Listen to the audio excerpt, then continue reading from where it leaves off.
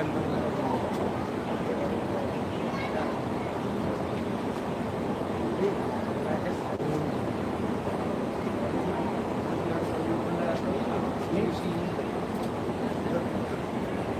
حضرات دور تشریف فرما ہے اس سے گزارش ہے اس کا آغاز ہو چکا ہے، باقی حضرات تشریف لائیں اور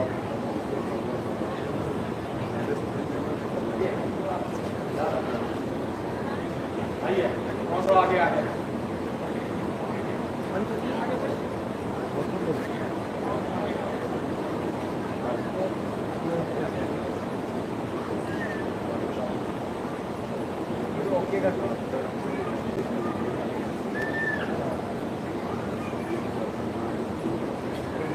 ایک بار رجوع کے سلمان بن جاتا ہے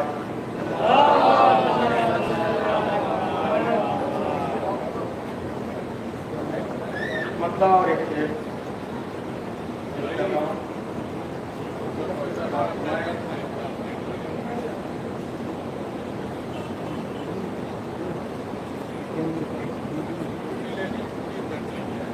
تحریک حسینی کا علمدار ہے سجاد، سنیے گا بطور کام دیجیے، تحریک حسینی کا علمدار ہے سجاد، تحریک حسینی کا علمدار ہے سجاد، تنہا ہے مگر قافلہ سالار ہے سجاد، آئیے تنہا ہے مگر قافلہ سالار ہے سجاد،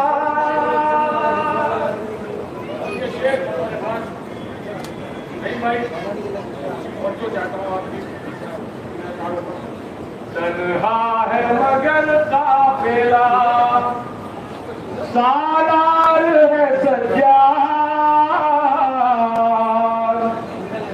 تو ایک کرب و بلا کیا ہے بھلا اس کی نظر میں،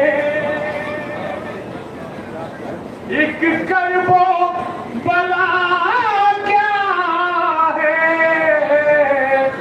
بھلا اس کی نظر میں،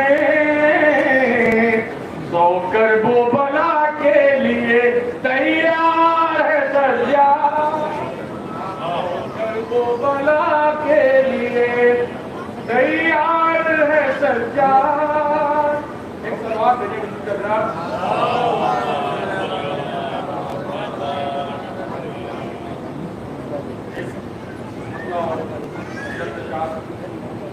حاضر کر رہا ہوں، سماعت فرمائیے گا چوتھے امام کے حوالے سے ایک مصرع ہوا تھا، بن گئے مقصد شبیر کا چہرہ سجاد،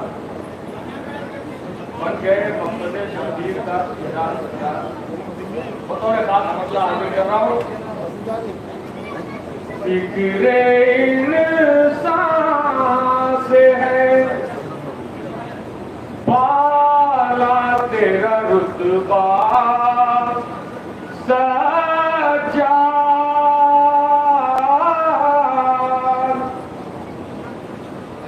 فکر انسان سے ہے بالا تیرا رتبہ سجاد،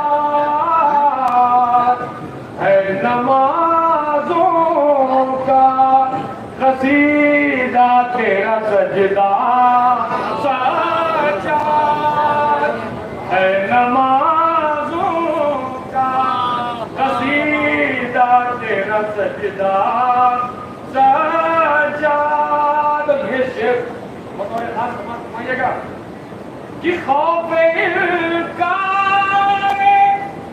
حسین ابن علی اتنا تھا،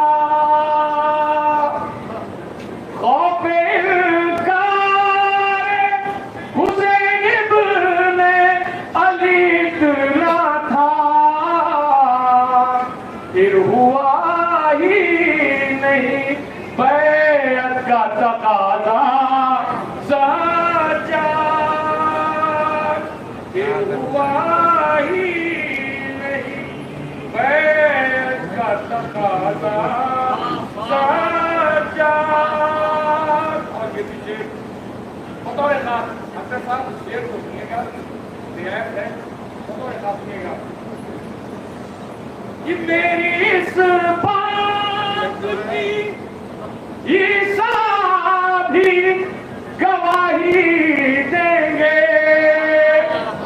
کیا سنیے گا، میری اس بات کی عیسیٰ بھی گواہی دیں گے، ہے تیرا نام مریضوں کا مسیحا سجا، ہے تیرا نام مریضوں کا مسیحا سجا۔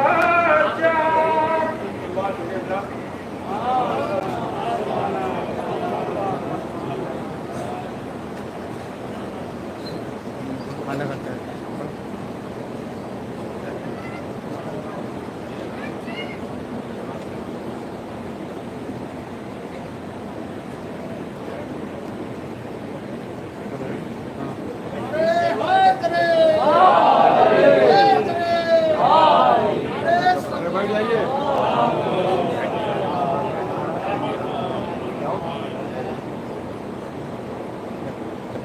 ایک بار اور مل کے سلوات ہے جائے گا، بیٹھ جائیے انکل، انکل بیٹھ جائیے۔ ہے تیرا نام مریضوں کا مسیحا سجا۔ یہ بھی شعر بطور خاص سنیے گا کہ جب چلی مملکت، جب چلی مملکت صبر کے سلطان کی بات، بزم میں خود ہی ہوا ذکر تمہارا جب یہاں تک تین چار تھے اور رحمت تمام، کیونکہ وقت کے دامن میں بالکل گنجائش نہیں ہے۔ اب سنیے یہاں سے اثرات کہ مقصد قلب و بلا پیش نظر تھا ورنہ، مقصد قلب و بلا پیش نظر تھا ورنہ، کس میں ہمت تھی تجھے بیڑی پہناتا سجا، کس میں ہمت تھی تجھے بیڑی پہناتا سجا۔ آدمی کے دوست ہیں باقاعدہ مجلس کا آغاز ہوتا ہے، تو میرے ساتھ ہوئے گا مہدی بھائی کہ جس جگہ فکر عبادت بھی نہیں تھی ممکن، جس جگہ فکر عبادت بھی نہیں تھی ممکن، اس جگہ تو نے بچھایا ہے مصلی سجا، اس جگہ تو نے بچھایا ہے مصلی سجا۔ اور آخری شعر بطور خاص سماعت فرمائیں کہ ایک خطبے نہیں جب حشر بپا کر ڈالا، آخری مجمع تک توجہ، ایک خطبے نہیں جب حشر بپا کر ڈالا، جانے کیا ہوتا اگر تیز اٹھاتا سجا، جانے کیا ہوتا اگر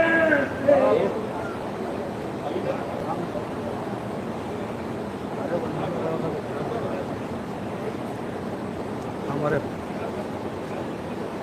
यहाँ है ना मोबाइल है को ना देखेगा कहीं तो चल रहा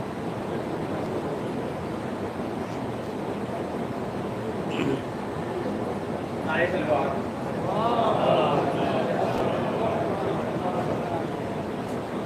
ऐ यजीद अब ये बता क्या ये तेरी मात नहीं, ऐ यजीद अब ये बता क्या ये तेरी मात नहीं, एक बेटा है तेरा वो भी तेरे साथ नहीं, एक बेटा है तेरा वो भी तेरे साथ नहीं, तो तुझमें हिम्मत है तो सज्जाद से ले ले बैत। एक बार मिलकर नारे तलवार पढ़ दीजिए, वहां सभी पढ़ी है।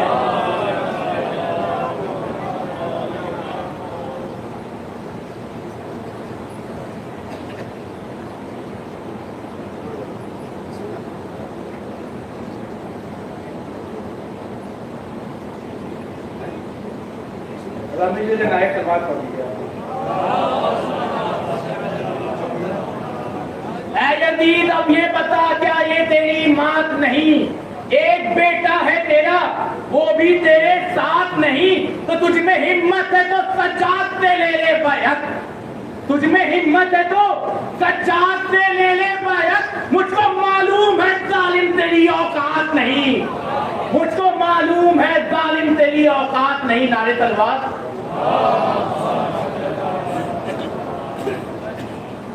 तो सात सरवर का किसी आन नहीं छोड़ेंगे, सात सरवर का किसी आन नहीं छोड़ेंगे, कत्ल हो जाएंगे मैदान नहीं छोड़ेंगे, सात सरवर का किसी आन नहीं छोड़ेंगे, कत्ल हो जाएंगे मैदान नहीं छोड़ेंगे। तो हाथ सज्जाद का जकड़ा हुआ जंजीर में है, हाथ सज्जाद का जकड़ा हुआ जंजीर में है, फिर भी बायत का गिरेबान नहीं छोड़ेंगे, फिर भी बायत का गिरेबान नहीं छोड़ेंगे।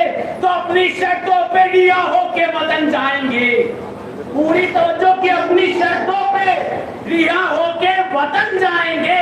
हम तेरी बात पे जिंदान नहीं छोड़ेंगे, अपनी शर्तों पे रिहा होके वतन जाएंगे, हम तेरी बात पे जिंदान नहीं छोड़ेंगे। तो आप सबकी तरफ से ये है कि हम तेरी बात पे जिंदान नहीं छोड़ेंगे।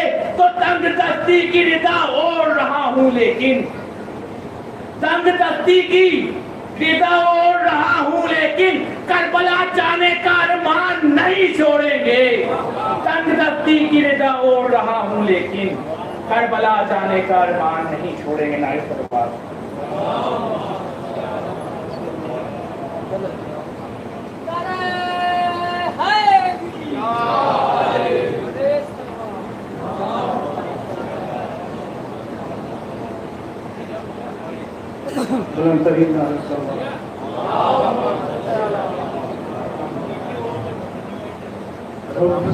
अफसोस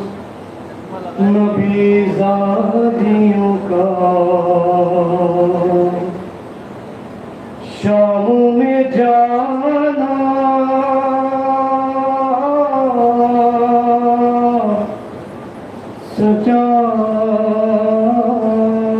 सजाद से पूछो सरगंगी हो माँ बहनों का, दरबार में जाना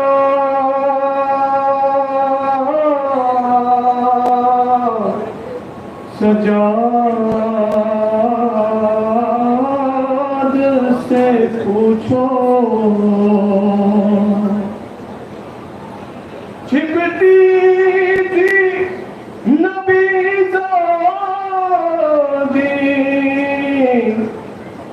नबीज़ादी के पीछे किस शर्मो हया से और शिमर का उन बीबियों के नाम बताना,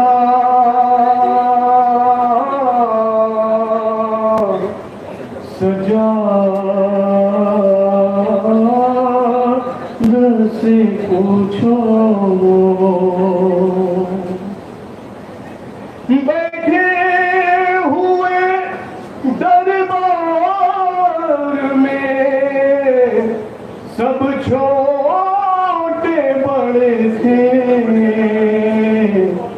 सादात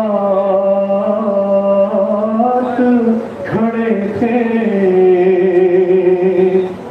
सर तख्त में रखा हुआ ज़ैनब को दिखाना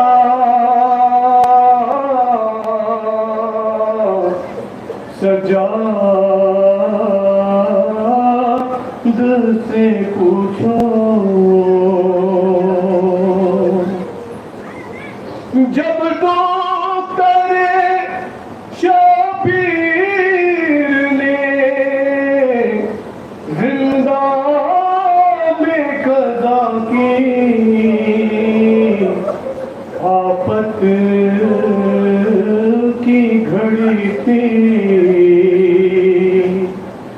बोलनी सी मैयत बंधे हाथों से उठाना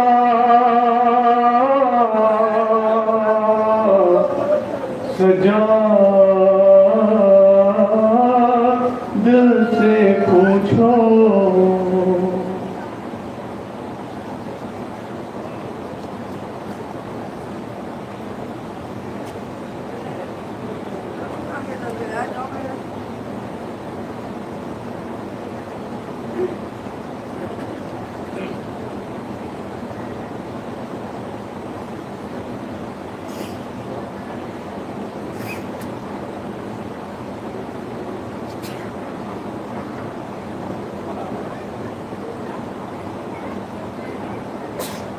मोमिन इकराम यौम सैयद सज्जाद इमाम चहारों ज़ैनुल्लाब्दीन अलैहिस्सलाम की शहादत के इस मौके पर इमाम मज़लूम की मज़लूमियत का पुरसा देने आने वाले तमाम ज़ाहिरीन और मोमिनीन से बस अदब इल्तिमास है कि आप हज़रात फर्श पे तशरीफ़ ले आएँ। खतीब अहले बैत हुज्जतुल-ज़ाकिरीन हुज्जतुल इस्लाम और मुस्लिमीन अली जनाब मौलाना फैज़ अब्बास मशहदी साहब तशरीफ़ ला चुके हैं तो मजलिस को खिताब फरमाएंगे। कबल इसके दामन वक्त में कतर गुंजाइश नहीं, इस वक्त जो है वो पेशखानी के लिए छोटे छोटे बच्चे भी इस वक्त बैठे हुए हैं और उनकी भी ख्वाहिश है कि एक मौका मिल जाए। हालांकि मासूम आलम शहजादी कौनैन से डर भी है, बच्चों को मना कैसे करूं, लेकिन बच्चों से माजरत करते हुए मैं गुजारिश कर रहा हूँ, हमारे बीच में बस एक पेशखानी और है, तो उसके लिए मैं गुजारिश कर रहा हूँ सरजमीन शिराज़ हिंद जौनपुर से तशरीफ़ लाए नज़र जौनपुरी साहब की खिदमत में तशरीफ़ लाए और इख्तिसार से बारगाह अहले बैत अलैहिस्सलाम में मंजूम खराज अक़ीदत पेश करने के लिए मेरी उम्मीद है कि जो मेरी आवाज़ बाहर खड़े हुए मोमिन और ज़ाहिरीन हैं उन तक पहुँच, अगर आपको ज़हमत न हो आप हज़ात पर शहजाद पे तशरीफ़ ले आए। बुलंदतरीन नारे सलवात।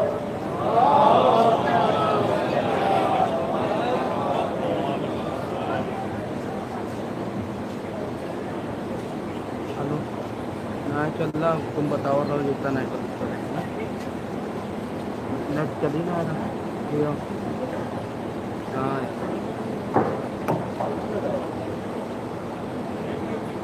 ना चल रहा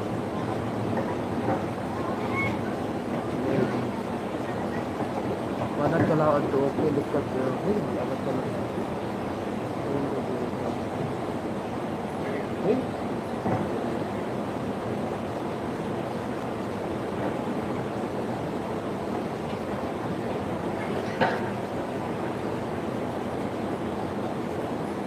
सलवात पढ़ दूं।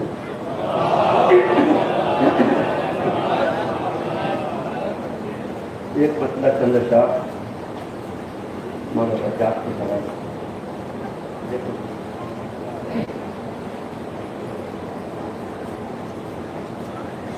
चूर चूर बैत को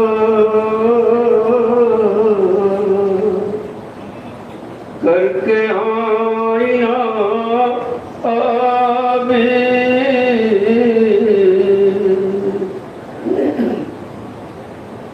के चूर चूर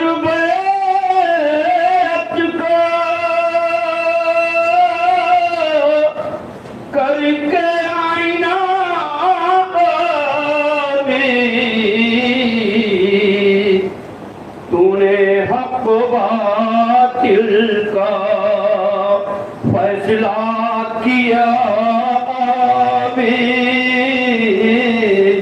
تو نے حق باطل کا فیصلہ کیا ابھی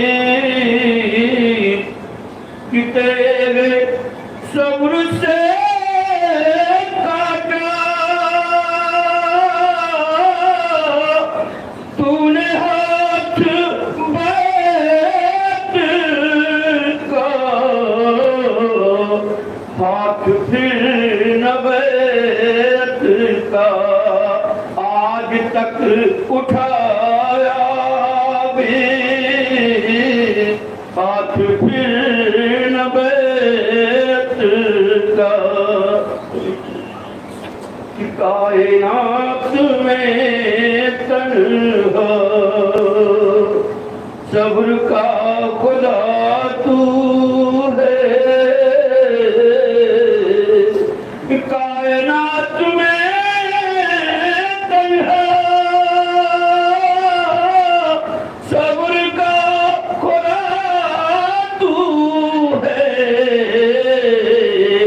گزری تیرے قدموں سے کتنی کربلا بھی گزری تیرے قدموں سے کتنی کربلا بھی اور کس طرح تو گزرا ہے خارزار راہوں سے کس طرح تو گزرا ہے خارزار راہوں سے آج تک ہے حیرت میں سارے انبیاء بھی آج تک ہے حیرت میں کہ بادشاہ کا ہے کون کی بارشیں تو نے کہ بادشاہ کا ہے کون کی بارشیں تو نے صبر دیکھ کر تیرا صبر پڑا بھی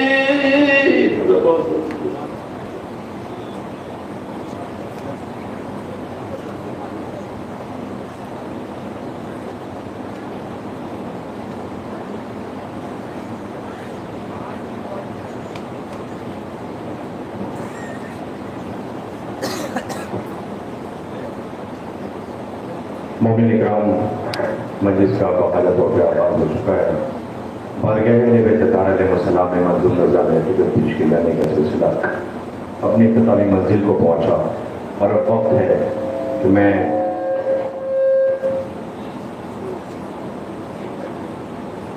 سوزخانی کے لیے جناب نعیم الحسن صاحب کی خدمت میں گزارش کر رہا ہوں کہ وہ سوزخانی کے فرائض انجام دیں گے میں بڑے ادب کے ساتھ گزارش کر رہا ہوں جناب نعیم الحسن صاحب کی خدمت میں کہ وہ تشریف لیں اور سوزخانی کے فرائض انجام دیں جس کے فوراً بعد انشاءاللہ مجلس کو خطاب کریں گے سوزخانی کے فوراً بعد حجت الاسلام والمسلمین عمدۃ الذاکرین علی جناب مولانا فیض عباس مشہدی صاحب قبلہ میری گزارش ہے کہ مائک آپریٹر سے کہ مائک کو ایک بار میں سیٹ کر لیں مائک کو ایک بار میں سیٹ کر لیں یہ آواز بیچ میں جو آ جا رہی ہے اس کو برائے کرم گزارش ہے کہ مائک کو سیٹ کر لیں میں بڑے ادب کے ساتھ گزارش کر رہا ہوں آپ مومنین سے التماس ہے کہ نعرہ صلوات سے استقبال فرمائیں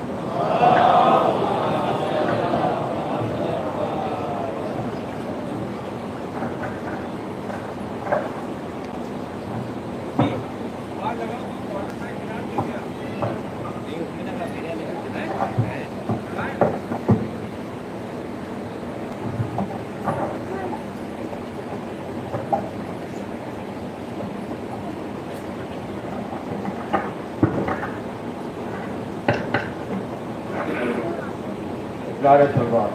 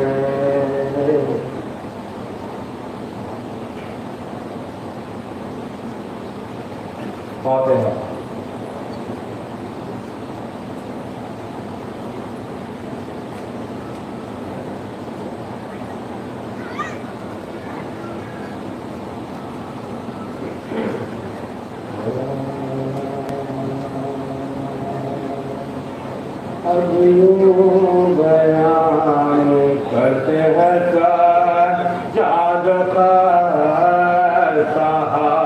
जब काट गए मैं खुल चुके के बाद और हो चुकी हुसैन की मसनद बिकार मार बंदी बना के ले चले दे को बंदी बना के ले चले दे को पर नंगे बाल खोले मेरा कारवां था सब ऊँटों पर सवार थे मैं सारे बाल था अब यूं बयान करते हैं जागता मरहूम है बिहार में ये غم کی داستاں ہستی اور سر شہداء کے سر تیرا گرد ناقہ حرم محترم رہا زینب کا ہر قدم پہ یہ آفزتا زینب کا ہر قدم پہ یہ آفزتا قربان جاؤ تو آگے بڑھاتے ہو بابا کی اپنے لاس کسے سونپ جاتے ہو اب یوں بیان کرتے جیسا جاد کر آبے وجود سکوت نہ دیتے تھے کو جا ہے نفس نا بابا کی طرح سے روا جانا وہ تب وہ درد سر وہ ہرا رت پہ آفتا وہ ہر قدم و پیاس کسی کت وہ قید وہ ہر قدم و پیاس کسی کت وہ قید دو فتنہ تھا کہ دول پتھر بھی وبال تھا گرنا تو سہل تھا مگر رکنا محال تھا اب یوں بیان کرتے ہیں سجاد کرتا گرتے تھے اور اٹھاتے تھے وہ آہ کا قابو نہ تھا کہ خار کریں پاؤں سے جدا گر رحم تھا کہ یہ کسی گرنے کا ایسا ربان کاٹا تیرے پاؤں میں ایسا ربان کاٹا تیرے پاؤں میں سائے میں بیٹھ کر کئی دل کو سوال منزل ہے دور پاؤں سے کانٹا نکال اب یوں بیان کرتے ہیں سجاد کا گزرے جو راہ شام میں سجاد پر ستا صبح لکھیے تو مانا ہو اور راستہ پر کا ساکے اسی ران موتر پہنچے گیا شام میں با سگدموں والا پہنچے گیا شام میں با سگدموں طرف ایسے یزید خود لے شمرا عمر گئے لے کے نظر فتح شہیدوں کے سر گئے اب یوں بیان کرتے ہیں سجاد کا دربار میں طلب ہوئے ساتھ ناگہاں اونٹوں سے بند گیا تو میرے سوا پیشے یزید لے چلے ظالم کشا کشا اس وقت اہل شہر ہوئے مجتمع اس وقت اہل شہر ہوئے مجتمع سامان جشن عام صدر بار عام تھا اور ننگے سر حسین کا کل تمام تھا اب یوں بیان کرتے ہیں سجاد حیران کرے سرحال میں شاہ مہرے سکو لپانا شک بانا شور زینب نے دیکھا تخت بنا گھر حسین بے ساکتا سڑک وہ کرنے لگی بے ساکتا سڑک وہ کرنے لگی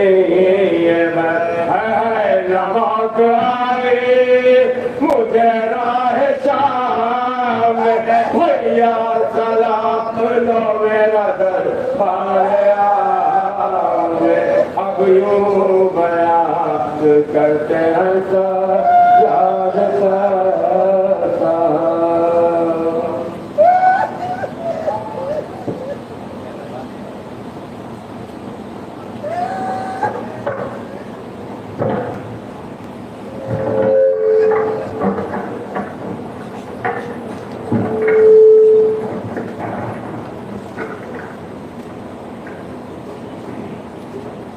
مومنین کرام، عزاداران سرکار سید الشہداء، عزائے سرکار سید الشہداء کا یہ سلسلہ الحمدللہ جاری و ساری ہے. میری گزارش مومنین کرام سے جو حضرات دور دراز کھڑے ہوئے ہیں ان سے التماس و گزارش ہے کہ آپ حضرات قریب اور تشریف لے آئیں. آپ حضرات تھوڑا سا اور آگے آ جائے تاکہ جو پیچھے مومن بعد میں ہمیں زحمت نہ ہو. لہٰذا بیچ میں جو خلا ہے آپ حضرات سے گزارش ہے تھوڑا سا آپ حضرات اگر آگے تشریف لے آئے آپ حضرات کی مہربانی ہوگی. ایک بلندترین نعرہ سلوات پڑھیں. مومنین کرام، یہ عزائے سرکار سید الشہداء آج الحمدللہ ہم سجاد باغ میں یوم سید سجاد جس روحانی ماحول کو آپ اس وقت محسوس کر رہے ہیں. مومنین سجاد باغ میں کم سن سے لے کر بزرگوں تک کی کاوشوں کا یہ آپ کے سامنے جو روحانی ماحول ہے. میں دعا گو ہوں کہ پروردگار عالم کے تمام حضرات کہ جنہوں نے بڑھ چڑھ کر اس عزائے سرکار سید الشہداء میں حصہ لیا اور آج کربلا کے اس پہلے عزادار کے عزا میں ماتم میں شریک ہونے کے لیے دور دراز سے زائرین کو گزارش کی پروردگار عالم ان کی توفیقات میں اضافہ فرمائے اور نظر بد سے محفوظ رکھے. میں گزارش کروں گا شہزادی کونین کی بارگاہ میں بیوی ان کی توفیقات میں اضافہ کیجیے گا اور خدمت کا موقع بھی فراہم کرتے رہیے گا. اس بیچ میں جہاں ہمارے یہاں پہ بچے اور بزرگ سب کی باقاعدہ شمولیت ہے اس میں ایک شخصیت جو گزشتہ سال پیش تھے اور بڑھ چڑھ کر حصہ لیا کرتے تھے. آج بڑا افسوس ہو رہا ہے ان کی تلاش کر رہی ہے نظریں ہمارے درمیان نہیں ہیں. اچانک سے ان کے انتقال کی خبر نے سجاد باغ کے مومنین اور کے تمام چاہنے والوں کو رلا دیا. میں گزارش کروں گا معصوم عالم شہزادی کونین کی بارگاہ میں بیوی اپنے لال کے عزاداروں میں شمار کر کے انہیں جوار ائمہ میں جگہ عنایت فرمانا. لہٰذا ہم سب کا حق بھی ہے کہ ان کی خدمات ہم لوگوں کے پیش نظر ہے. ایک بار سورہ ہم اور 3 بار سورہ اخلاص کی تلاوت فرما کر مرحوم احسن صاحب جو ان کا نام پورا ہے سید ذکی مہدی زیدی عرف احسن زیدی ابن سید حیدر مہدی زیدی کی خدمت میں بلکہ تمام جو مرحومین یہاں پر ہمارے بیچ میں شامل ہوا کرتے تھے نہیں ان کی بھی روح کو ارشاد فرما دیں.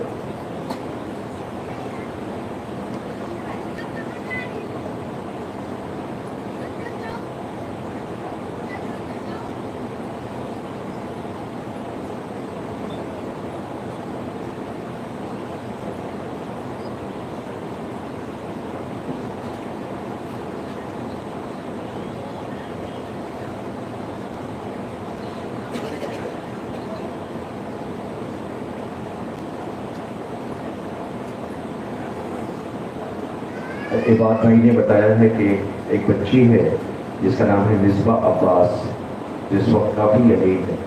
ان دنوں میں ہمارے گھروں میں جب کوئی بیمار ہوتا ہے تو دل بہت روتا ہے چونکہ ایام عزا کے دن چل رہے ہیں اور پروردگار عالم وہ تمام لوگ جس وقت ہاسپٹلس میں ہیں ICU میں ہیں وینٹیلیٹر پہ ہیں بیمار ہیں علیج ہیں لیکن معصومہ شہزادی اپنی نگاہ کرم ان طرف کر دیجیے. پروردگار عالم اہل بیت طاہرہ السلام کے وسیلے سے معبود ان سب کو جلد سے جلد شفاء عاجل و کامل عنایت فرمائے. بالخصوص یہ بچی مصباح عباس جس کے لیے محمد عباس صاحب نے کہا ہے پروردگار عالم اس بچی کو جلد سے جلد شفاء عاجل و کامل عنایت فرمائے. مومنین کرام، دامن غفلت میں تک ان گنجائش نہیں. میں ایک لمحے سے زیادہ ٹھہر نہیں سکتا. وہ ایک لمحہ بھی شاید نکل گیا ہوگا. شرمندگی ہو رہی ہے، چھوٹے چھوٹے بچے بہت دور سے آئے اور وہ چاہتے تھے کہ پیشخانی کا موقع مل پائے لیکن مل پائے. میں اب اس کے قبلت سے گزارش کروں ایک چھوٹی سی گزارش آپ حضرات کی خدمت میں ہے. اس یقین کے ساتھ کہ مومنین اس سنجیدگی کو سمجھیں گے. عزائے سرکار سید الشہداء کے حوالے سے اس وقت ہمارے علماء و ذاکرین بارگاہ اہل بیت طاہرہ علیہ السلام میں خراج پیش کر رہے ہیں. ہمارے آج اس مجلس کو خطاب کرنے کے لیے مولانا اس وقت بیچ میں جو موجود ہیں فیض عباس مشہدی صاحب ایک اچھے اسکالر ہیں. آپ کی خدمات قابل ذکر ہیں لیکن ابھی چند دن پہلے माइक ऑपरेटर से गुजारिश है कि माइक शायद पीछे का नहीं चल रहा, एक नज़र माइक को देख ले वो। मोमिन का आप तवज्जो दीजिएगा कि इस वक्त जो है वो मजालिस का सिलसिला जारी है।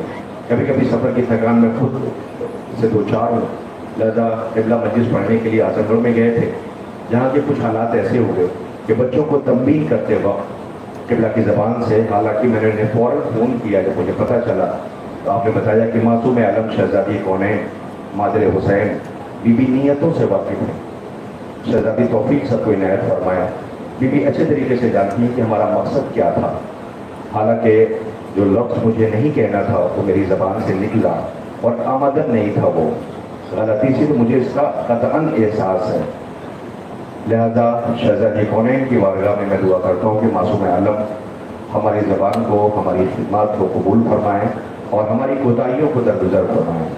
काबिल ज़िक्र है आपकी खिदमत, इल्मी खिदमत, लेकिन मोमिन कराम को यकीनन उनके शिकवा, उनकी शिकायत, उनका गुस्सा जायज़ है, लेकिन क़िबला साथ साथ ये कहते हुए नज़र आ रहे हैं, हालांकि मेरी फ़ौरन बात हुई इनसे कि मेरा कतअन इरादा नहीं था, कतअन इरादा नहीं था। और इस बात को शहजादी आलमियान हमारे, आपने फरमाया कि हमारे माँ बाप हम कुर्बान हो जाए बीवी के उन गोद के पालों पर जिनके कुर्बानियों के सदक़े में आज जो कुछ भी ज़माने में है, ये इज़्ज़तें, ये रौनकें जो कुछ भी नज़र आ रही हैं, इस बारगाह का कतअन सदका है। लिहाजा मोमिन कराम की खिदमत में गुजारिश है, इसे आप हज़रात चूँकि बीबी की बारगाह में माज़रत तलब करते हुए नज़र आ रहे हैं, लिहाजा मुझे यकीन है, उम्मीद है कि हमारे कौम के वो संजीदा तबका, वो तमाम हज़रात जिनको ठेस पहुँची है, वो इस चीज़ को और करेंगे।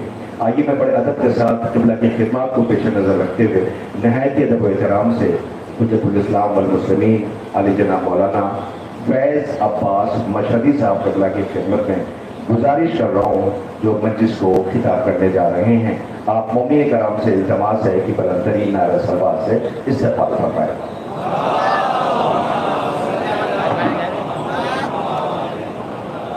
भाई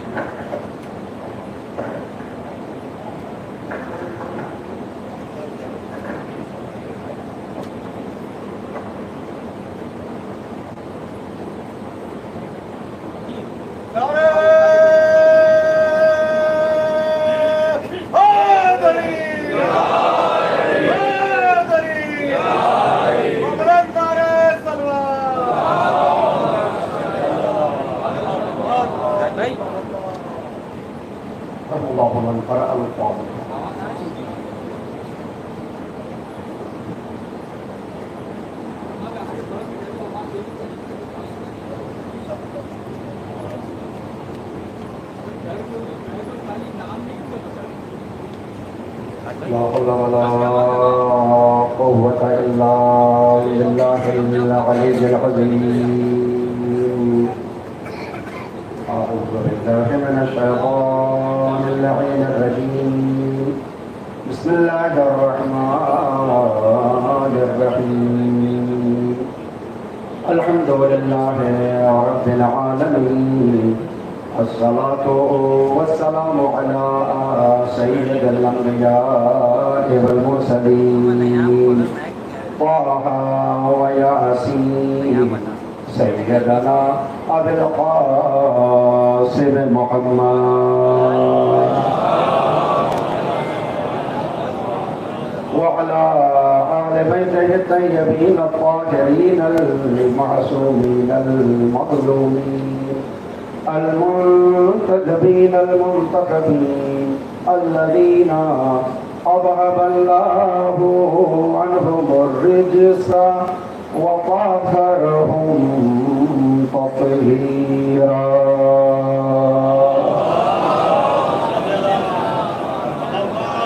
ولعنة الله على أعدائهم من الآن إلى قيام يوم الدين. أما بعد فقد قال الله سبحانه تبارك وتعالى في محكم كتابه الحكيم وهو أصدق الصادقين وقوله الحق. بسم الله الرحمن الرحيم. يا أيها الناس اعبدوا ربكم الذي خلقكم والذين من قبلكم لعلكم تتقون. صلی اللہ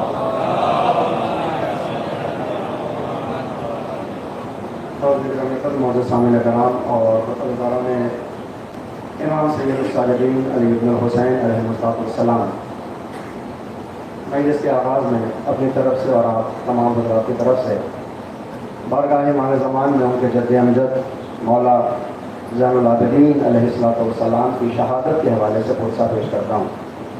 ثانیاً میں اپنی طرف سے آپ تمام حضرات کی خدمت میں شہادت امام سید الصالحین اور ماہ اعظم میں پیش ہونے والی تمام شہادتوں کے عنوان سے پرسہ اور تصدیق پیش کرتا ہوں. مل کے صلوات بھیجیں بر محمد و آل محمد.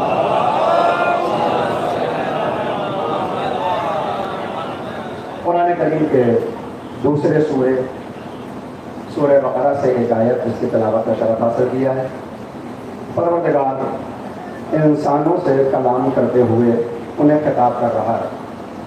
یا ایھا الناس، اے وہ افراد جو اپنے آپ کو انسان سمجھتے ہیں، او عبدو، ان کی انسانیت کا تقاضا یہ ہے کہ وہ عبادت کریں اس کی، ربکم الذی خلقکم، اس پروردگار کی کہ جس نے تم کو خلق کیا، والذین من قبلکم، اور نہ صرف یہ کہ تم کو خلق کیا بلکہ تمہارے آباء و اجداد کا پیدا کرنے والا اور خلق کرنے والا بھی وہی پروردگار ہے. یہ اس کا احسان ہے کہ اس نے تمہیں وجود بخشا، انسانی حیثیت سے اس سماج کے اندر انسان بنا کر تمہیں تکریم بخشی. ورنہ اس کائنات میں نہ جانے کتنی ایسی مخلوق نظر آ جائیں گی جو بہرحال انسان سے پست ہیں. انسان اشرف المخلوقات ہے. اسی کائنات میں جب مخلوقات کو گننے کی نوبت آئے گی تو گنتیاں ختم ہو جائیں گی. خدا کی مخلوق ختم ہونے والی نہیں ہے.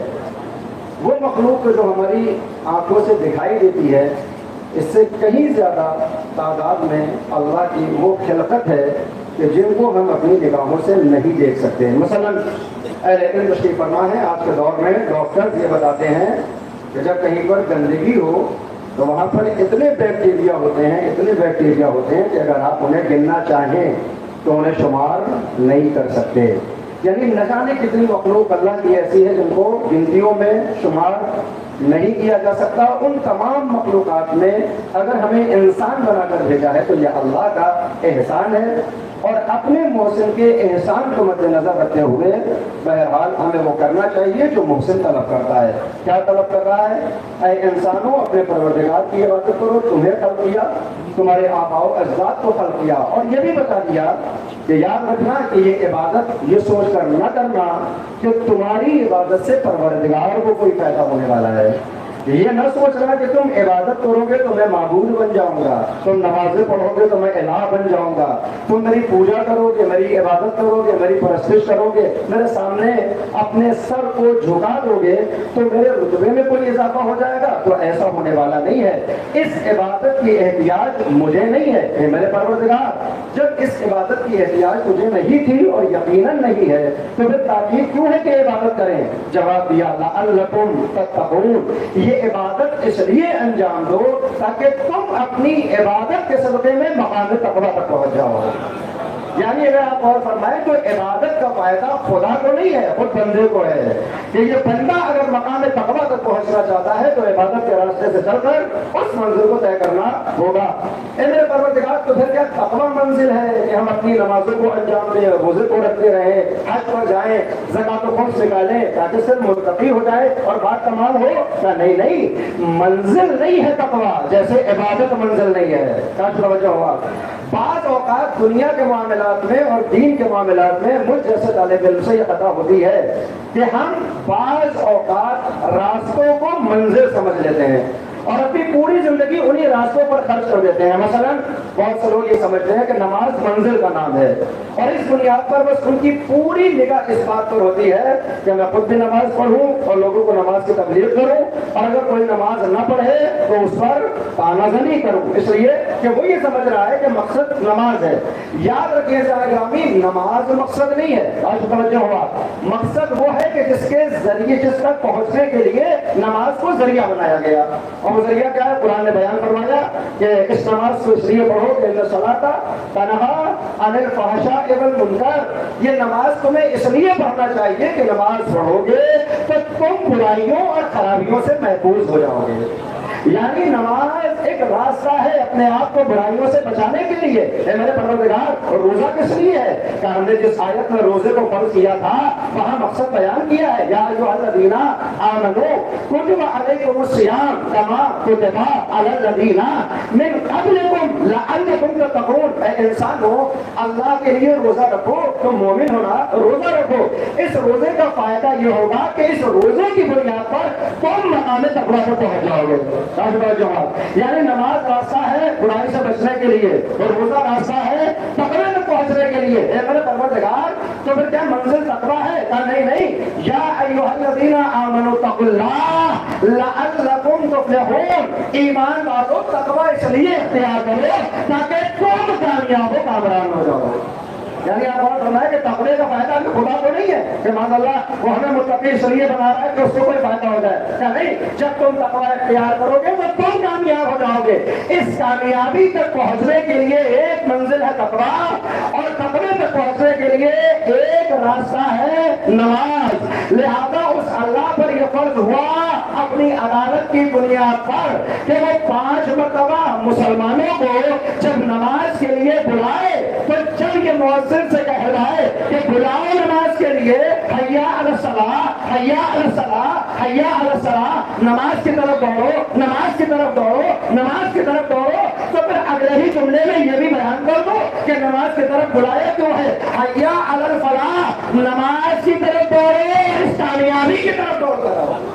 یعنی نمازوں کے ذریعے تمہیں کامیابی ملے گی، اس نماز کے ذریعے تم کامیاب ہو جاؤ گے، اس تقوی کے ذریعے تم کامیاب ہو جاؤ گے۔ تو اللہ غور فرمائے تو یہ عبادتیں جو ایک راستہ ہے اس منزل تک پہنچنے کے لیے جسے فلاح کہا جاتا ہے۔ اب کون بتائے گا کہ عبادت کیسے ہو؟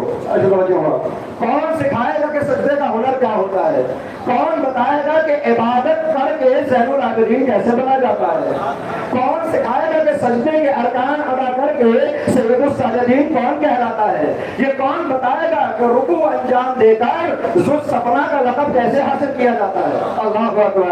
عزیزان گرامی، آپ مولا امام سید الساجدین کی شہادت کے حوالے سے اس مجلس کو سن رہے ہیں نا۔ امام علی مقام کے 3 القاب بڑے مشہور ہیں، البتہ القاب بہت سے ہیں، مگر یہ جو 3 سب سے مشہور القاب ہیں ان تینوں کا تعلق عبادت سے ہے۔ امام کا ایک لقب ہے زین العابدین، عبادت کرنے والوں کی زینت۔ امام کے دوسرے لقب کو ہم کیا سنتے ہیں؟ سید الساجدین، سجدہ کرنے والوں کا سید السردار۔ تیسرا لقب امام کا کیا مشہور ہے کہ امام جب بازار میں آتے تھے تو مومنین اور مسلمین کہتے تھے ذو الصفنا آ رہا ہے، ذو الصفنا آ رہے ہیں، ذو الصفنا تشریف لا رہے ہیں۔ کہا ذو الصفنا کسے کہتے ہیں؟ کہا عربی میں صفنا کہتے ہیں گھٹے کو۔ لیکن جب کوئی اللہ کی عبادت کرتا ہے، سجدے کرتا ہے تو آثار سجدہ اس کے وجود پر ظاہر ہو جاتے ہیں۔ ہم پوری زندگی نماز پڑھیں تو صلوات بھیجیے محمد علیہ، ہم اگر پوری زندگی بھی نماز پڑھے تو سجدے کا ایک ہلکا سا نشان آ جاتا ہے۔ مگر جانتے ہیں امام علی مقام کی عبادت کا مقام کیا ہے؟ تاریخ بتاتی ہے کہ امام جب نمازوں میں سجدوں کو انجام دیتے تھے تو ان سجدوں سے اعضاء سجدہ پر ایسے نشانات بن جاتے تھے کہ وہ گھٹوں کی شکل اختیار کر لیتے تھے۔ اور پھر کیا کرتے تھے امام کہ جب وہ نشانات حد سے زیادہ بڑھ جاتے تو امام چاقو سے ان نشانات کو تراش کر جمع کرتے تھے، اپنے پاس رکھتے تھے۔ اللہ اکبر۔ اور فرمائے، اور ملتا کیا ہے کہ جب امام علی مقام کی تدفین ہوئی اور آپ کو آپ کی قبر کے حوالے کیا گیا تو آپ کے ساتھ 2 کیسے آثار سجود کو آپ کے ساتھ دفن کیا گیا۔ یعنی وہ جو آثار سجدہ کو تراش کر امام علی مقام نے جمع کیا تھا وہ 2 کیسے۔ اللہ اکبر۔ اور فرمائے کہ سجدوں کا عالم کیا ہوگا۔ تو یہ 3 الفاظ امام علی مقام کے ہیں۔ تو عبادت کا ہنر امام علی مقام کو سیکھنا ہوگا۔ دوسرا کون سا ہنر امام نے سکھایا؟ دوسرا ہنر سکھایا سید الشہداء کی عزاداری کرنے پر، کہ عزاداری کیسے ہوتی ہے، رویا کیسے جاتا ہے، امام علی مقام کو پرسہ کیسے پیش کیا جاتا ہے۔ آج جب ہم رونا چاہتے ہیں تو مجلس برپا کرتے ہیں، ہم کسی سے کہتے ہیں مصائب سناؤ، کربلا کی تکلیف سناؤ تاکہ آنکھیں اشکبار ہو جائیں۔ مگر خدا کی قسم امام علی مقام کی زندگی کا جب جائزہ لیں گے تو امام علی مقام نے بے جان چیزوں کو تبرک بنا دیا۔ پانی لایا جاتا تھا امام کی خدمت میں جا کر وضو کرے، امام اتنا گریہ کرتے تھے کہ پانی مذاق ہو جاتا تھا۔ کوئی سوال کرتا تھا مولا نماز کے لیے جا رہے ہیں، گریہ کس لیے، اتنا زیادہ گریہ کیوں ہے، یہ پانی کو دیکھ کر آپ کیوں رو رہے ہیں؟ تاریخ بتاتی ہے امام علی مقام موقع غنیمت جانتے تھے، فوراً اپنے والد گرامی سرکار سید الشہداء کی مصیبتوں کا تذکرہ کرتے تھے۔ میں کیسے پانی کو دیکھ کر آنسو رہا ہوں، یہی وہ پانی ہے کہ اگر میدان کربلا میں ہوتا تو میرا چشمہ تیر سے شعبہ کا نشانہ نہ بنتا۔ تمہیں کیا معلوم کہ اس پانی کی قدر و قیمت کیا ہے، اس کی منزلت کیا ہے، اس کے ایک ایک قطرے کے لیے میدان کربلا میں شہداء جان فشانی کر رہے تھے۔ میرے بابا کو 3 دن کا بھوکا پیاس سے عالم میں پانی کو دیکھا، اس کو تبرک کے اعضا بنا دیا اور امام حسین کا ذکر شروع ہو گیا۔ روایت بتاتی ہے کہ جب آپ بازار میں جاتے تھے تو گوشت کی بازار میں جب آپ پہنچتے تو جانوروں کے اگر کٹے ہوئے سر دیکھتے تھے، اللہ اکبر، جانوروں کے کٹے ہوئے سر دیکھتے تھے رونا شروع کر دیتے تھے۔ کوئی کہتا تھا مولا جانوروں کے کٹے سر دیکھ کر کیوں رو رہے ہو؟ تو کہتے ہیں اس لیے کہ جب اس جانور کو، اس حیوان کو صبح میں ذبح کیا گیا ہوگا تو ذبح کرنے والے نے پہلے کھانا بھی کھلایا ہوگا، اس کو پانی بھی پلایا ہوگا، مگر میدان کربلا میں میرا بابا 3 دن کا بھوکا پیاسا ذبح ہو گیا۔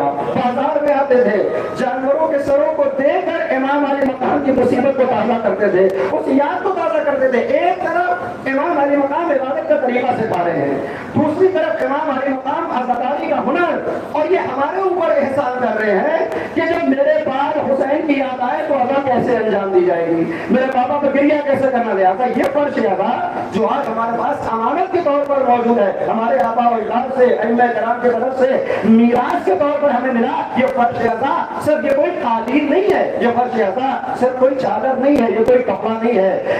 قبلہ تشریف فرمائے، تعریف فرمائے کہ شیخ جعفر شسری علیہ الرحمہ فرماتے ہیں کہ یہ فرش ادا جانتے ہو کیا ہے کہ جب کسی جگہ سرکار سید الشہداء کی مجلس کے لیے فرش کو بچھا دیا جاتا ہے تو جتنی دیر تک اس فرش ادا پر سرکار سید الشہداء کی مجلس ہوتی رہتی ہے، اللہ اس فرش ادا میں وہی اثر پیدا کر دیتا ہے جو کربلا میں حسین کے گنبد کے نیچے پڑنے والی زمین کا اثر ہوتا ہے۔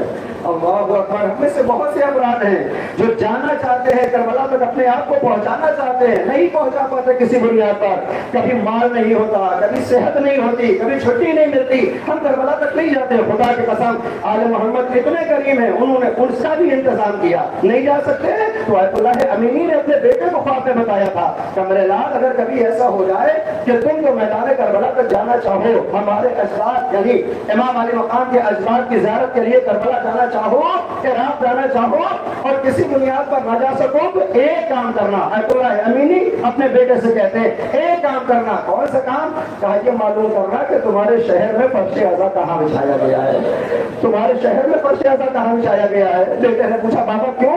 کہا اس لیے کہ تم جب فرش اعضا پر جا کر بیٹھنا تو بس نیت یہ کرنا پروردگارا میں کربلا نہیں جا سکا، فرش اعضا پر آ گیا ہوں، میں کسی بنیاد پر حسین کے مزار تک نہیں پہنچ سکا، حسین کے فرش تک آ گیا ہوں، اس نیت سے بیٹھو گے اللہ تمہیں وہی ثواب ادا کرے گا جو کربلا میں حسین کی زیارت کا ثواب ہوتا ہے۔ عزیزو یہ فرش اعضا جس کا تقدس اتنا زیادہ ہے، جس کی عظمت اتنی زیادہ ہے، یہ کس نے ہمارے حوالے کی ہے؟ سید الساجدین نے، زین العابدین نے، زمین کربلا کا ہنر ہے اس فرش اعضا کو۔ تو امام علی مقام نے عبادت یعنی نمازوں کا ہنر سکھایا، سجدے کا طریقہ بتایا، رکوع کے احکام ہم کو سمجھائے، اور دوسری طرف سرکار سید الشہداء کی شہادت کو زندہ رکھنے کا ہنر اور ادا کی صورت میں اس فرش اعضا کا تقدس ہم تک پہنچایا ہے۔ اور امام علی مقام کی زندگی کا جب آپ جائزہ لیں گے، خدا کی قسم صرف امام نے مصائب نہیں پڑے ہیں کربلا کے، صرف بابا پہ آنسو نہیں بہائے، مگر جب موقع ملا تو فضائل بھی ایسے بڑھے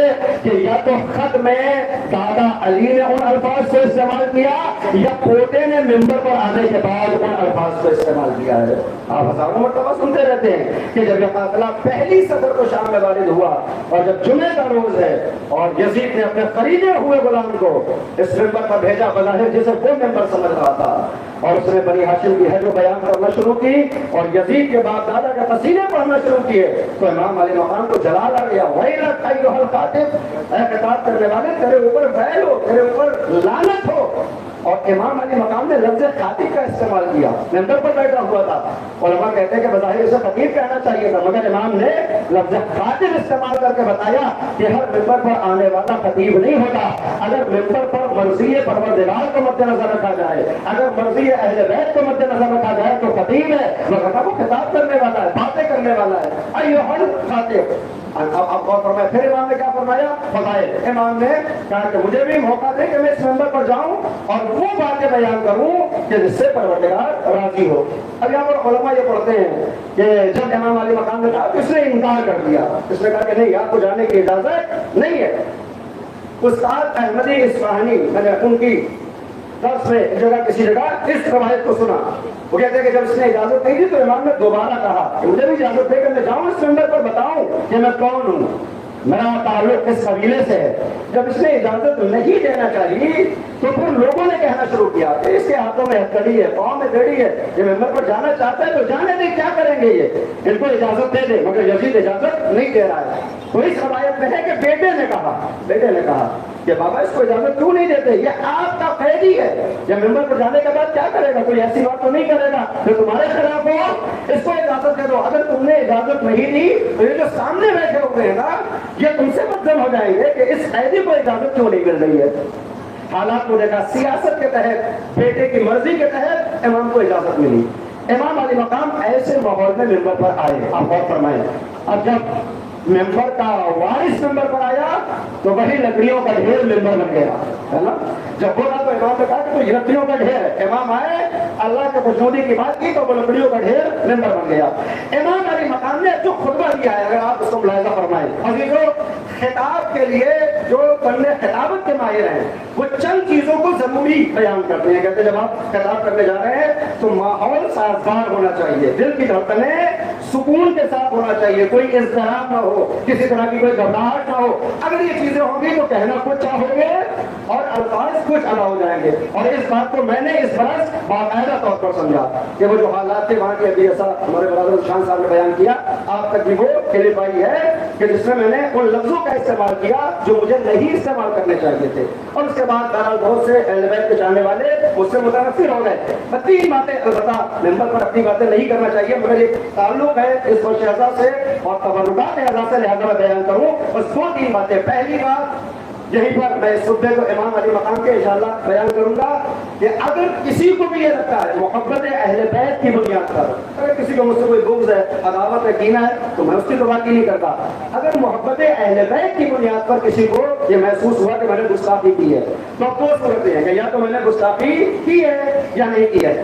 اگر میں نے گستاخی کی ہے تو خدا مجھے معاف کرے، اس کا رسول مجھے معاف کرے، آل محمد مجھے معاف کرے، اور اگر وہ گستاخی نہیں تھی اور پھر بھی لوگوں کا دل دکھا تو ہر مومن سے میں معافی مانگتا ہوں اور معذرت خواہ ہوں، اس لیے کہ میرے اندر کوئی ڈھیٹ پن نہیں ہے، کوئی ضد نہیں ہے۔ صلوات بھیجے پر اس سے پہلے بھی میں نے اس طرح کے جملے کئی لوگوں کو بھیجے تھے، میں پھر سے کہہ رہا ہوں، میں بغیر کسی شرط کے معافی مانگ رہا ہوں پروردگار سے اگر میں نے آل محمد کی شان میں کوئی گستاخی کی ہے، اس بار یا اس سے پہلے بھی کبھی ہو سکتا ہے کسی والوں کے حساب سے پہلے بھی کچھ کیا تھا، تو اگر آپ کی نگاہ میں کبھی بھی کچھ کیا ہے تو آل محمد مجھے معاف کرے، مومنین مجھے معاف کرے۔ اس لیے کہ بھلا آپ غور فرمائیں کہ تابوت کا مذاق کوئی کیسے اڑا سکتا ہے؟ تابوت سیدہ کی خواہش کا نام ہے۔ پہلی مرتبہ تابوت کس نے بنایا، کس کے کہنے سے بنا؟ جناب سیدہ نے فضا سے کہا تھا کہ میں نہیں چاہتی کہ میرے بدن کو اس طرح سے نمایاں لایا جائے تدفین کے لیے، تو پھر جناب فضا نے اور غالباً جناب اسما نے وہ تابوت بنا کر دکھایا۔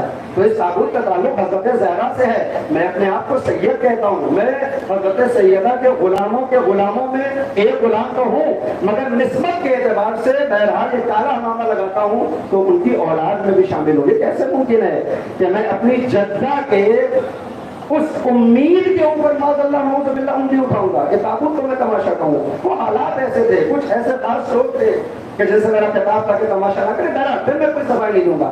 اگر الفاظ غلط تھے اور اگر بھی کہوں گا تو بھی آپ کہیں گے کہ صاحب اب بھی معافی پوری نہیں ہوئی، الفاظ غلط تھے، میں اپنے الفاظ واپس لیتا ہوں اور باقاعدہ خدا سے معافی طلب کرتا ہوں۔ اور معافی مانگنا تو बहरहाल एक इंसानियत का तकाजा है। और माफ कर देना आले मोहम्मद के यहाँ का हुनर है।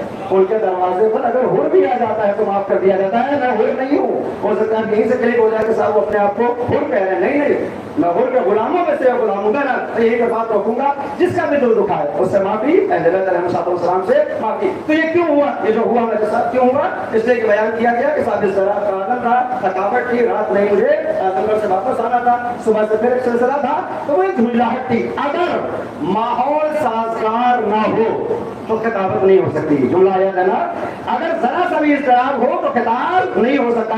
जाने कुर्बान हो जाए कि जब इमाम ज़ैनुल आबिदीन को मौका मिला कि इस मिंबर पर आए तो माहौल साजगार, कैसा साजगार माहौल, जो 11 मुहर्रम से पहली सफर तक मुसलसल 19-20 दिन तक या तो पैदल चलता रहा हो खारे मुगीलान के दरमियान, और या फिर ऐसे ऊंट पर और ऐसे नाव पर सवार हो जिस पर कोई कजादा नहीं था। आप तारीख उठाकर देखें, सैयदुल साजिदीन का ये 20 दिनों का सफर या नावे के ऊपर है या पैदल है। जब आपको पैदल चलाया गया है तो नंगे पैर हैं। तारीख बताती है खारे मुगीलान रास्ते में थे।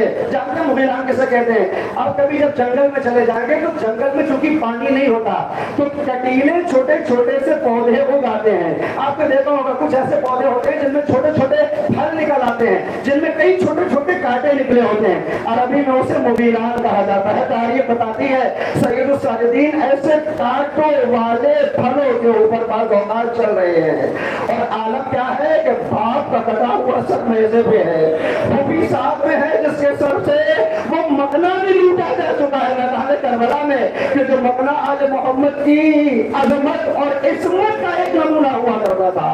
ऐसे माहौल में इमाम है। अजीजों में सब खिताब कर रहा हूँ, आप सब मेरे चाहने वाले, मुझे कोई पर्सनली जानता है, कोई नहीं जानता, बस इतना समझता है के साथ मजलिस पढ़ते हैं, आप सब मुझसे मोहब्बत करते हैं। मगर जब सैयदुल साजिदीन मिंबर पर आए तो सामने जो बैठे हुए थे ये वही थे जिन्होंने कल तीर चलाए थे आले अतहार पर। ये सामने जो बैठे हुए अफराद थे ये वो थे कि जिन्होंने अब्बास के शानों को कलम किया है, जिन्होंने अकबर के कलेजे में बर्छी की अनी को लगाया है, जिन्होंने अली असगर के गले पर तीर से शोभा मारा है। सामने जमा होने वाले अफराद में वो मलकून भी है जिसने फातिमा के लाल के लाशे को घोड़ों की टापों से रौंदा है।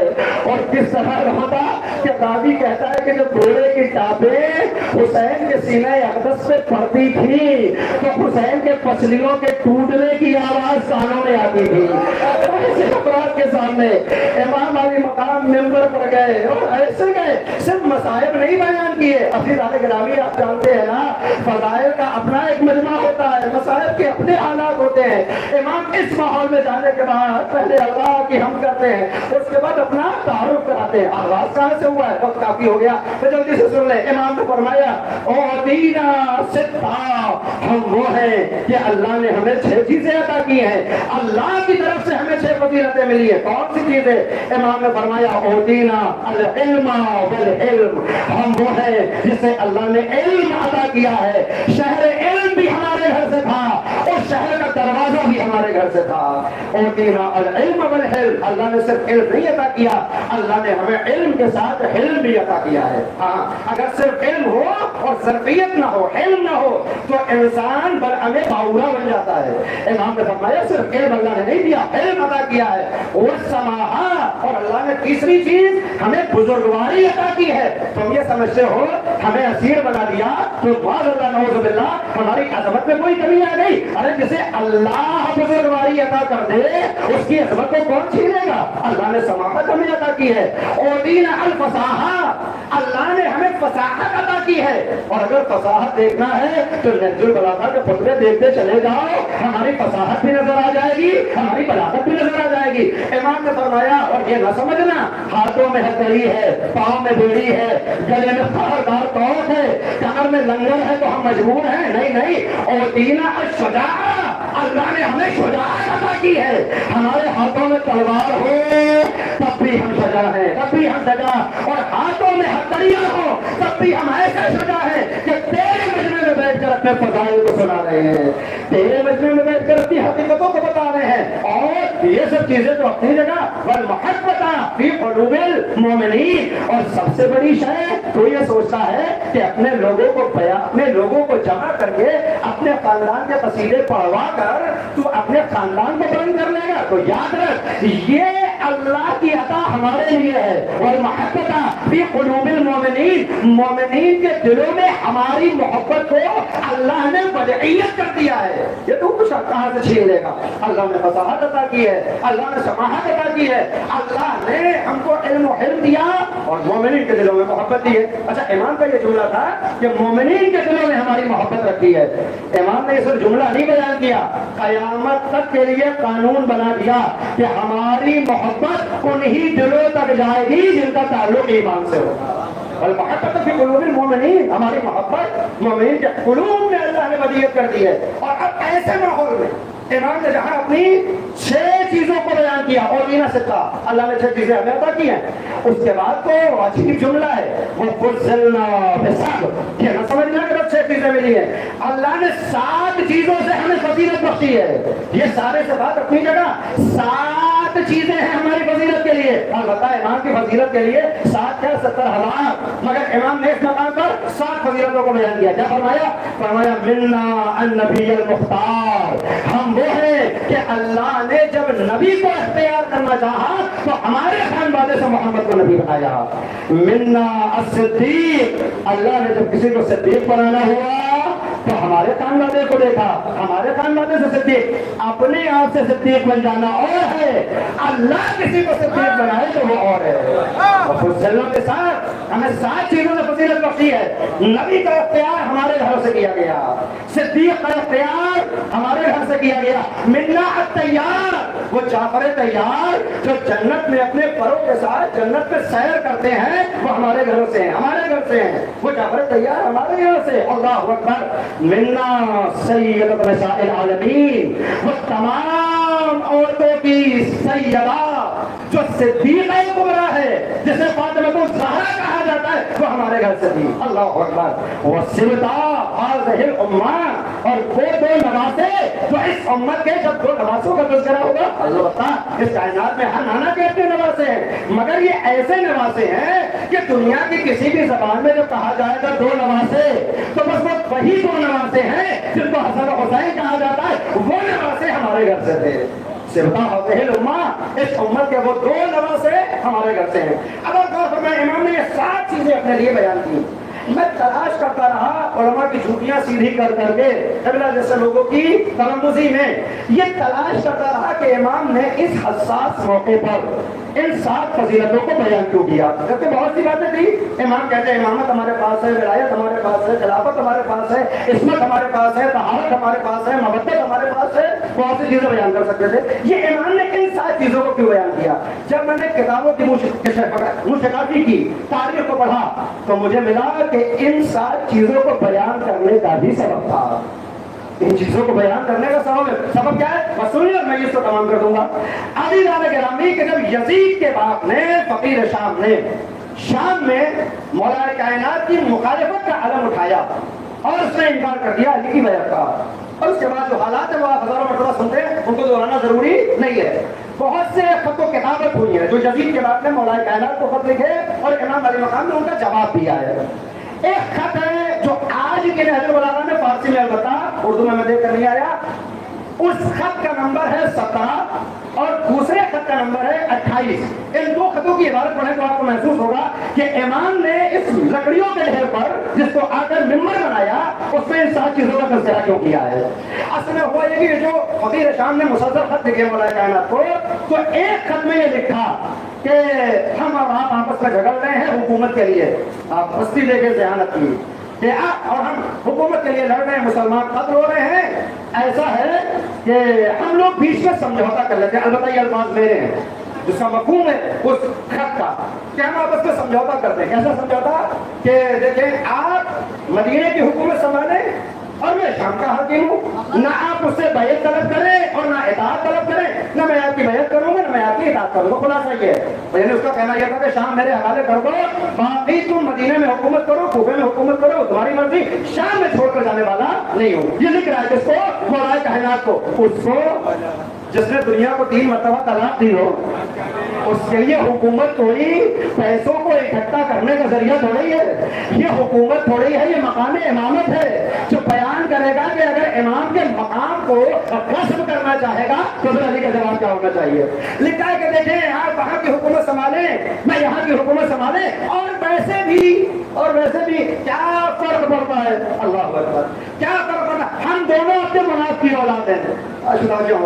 یہ لکھ رہا ہے یزید کا باپ فقیر شام.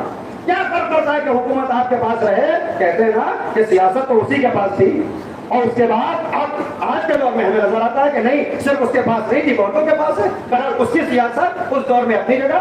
تو کہتا ہے کہ کیا فرق پڑتا ہے, ہم حکومت کریں آپ حکومت کریں, ہم دونوں اپنے مناف کی اولاد ہیں. آپ وہاں حکومت کریں ہم یہاں حکومت کریں. چلیے تک مولا کائنات کے پاس پہنچا. لیکن اگر آزاد مجلس میرے ساتھ ہے تو محظوظ ہوں گے امام علی مقام نے یہ 7 فضیلتیں کیوں بیان کی. جب یہ خط مولا کا بڑے علی کے پاس پہنچا, امام علی مقام کا خط پڑھا, امامت کی تیوریوں پر بل پڑ گئے. یہ سمجھتا ہے کہ میں حکومت کا بھوکا ہوں, یہ سمجھتا ہے مجھے سلطنت چاہیے. نہیں, مجھے اس کا جواب دینا ہوگا. امام نے ایک جواب لکھا ہے, اب وہ جواب آپ کو نامہ نمبر 17 اور 28 دونوں کو ملا کر مل جائے گا. کیا لکھا امام نے؟ امام نے پہلے تو جو کہنا تھا وہ کہا, میں اس کو بیان کروں گا, وقت کافی ہو جائے گا. امام علی مقام نے کہا کہ دیکھ تو یہ سمجھتا ہے, یہ سمجھتا ہے, یہ سمجھتا ہے, اور تو نے یہ کہا ہے کہ ہم دونوں اپنے مناف کی اولاد ہیں. تو نے یہ کہا کہ ہم دونوں اپنے مناف کی اولاد. کہاں بنی ہاشم سے تعلق رکھنے والے افراد اور کہاں امیہ کے غلاموں میں سے تجھ جیسے افراد. ہمارا اور تیرا کوئی مقابلہ ہے. تو یہ سمجھتا ہے کہ ہم اپنے, تو یہ کہہ رہا ہے کہ ہم اور آپ برابر. اب امام علی مقام نے دوسرے مقام پر شکوہ کیا. امام پر بہت سے ظلم ہوئے ہیں. بدن پر جو ظلم ہوتے ہیں وہ اپنی جگہ, زبان پہ جو ظلم ہوتے ہیں وہ اپنی جگہ. ہم نے شکوہ کیا ہے کہ آپ کہا رو انزلنی ثم انزلنی قیلا معاویہ و علی. اس دنیا نے مجھے اتنا پست کر دیا, یہ دنیا مجھے اتنا گرانا چاہ رہی ہے, اتنا پست کر رہی ہے کہ ایک ہی جگہ پر معاویہ اور علی کا نام ساتھ میں لیا جا رہا ہے. اللہ اکبر. یہ امام تو ناگوار تھا کہ امام کا مقابلہ اس سے ہو جس کے نہ نطفے کا علم ہو اور نہ جس کی کوئی سیرت ہو. امام نے فرمایا کہ تو یہ کہتا ہے کہ ہم اپنے مراد کی اولاد, کہاں بنی ہاشم اور کہاں امیہ کا غلام. سن, میں بتاتا ہوں کہ تو کون ہے اور میں کون ہوں. اور فرمایا خدا کی قسم میرے پاس خدا نے پورا نام پڑھا. امام نے فرمایا سن, میں بتاتا ہوں کہ تو کون ہے. امام نے فرمایا منا النبی المختار ومنکم. اللہ اکبر. منا النبی المختار وہی جملہ جو چھوٹے علی نے امام علی بن حسین نے بیان فرمایا.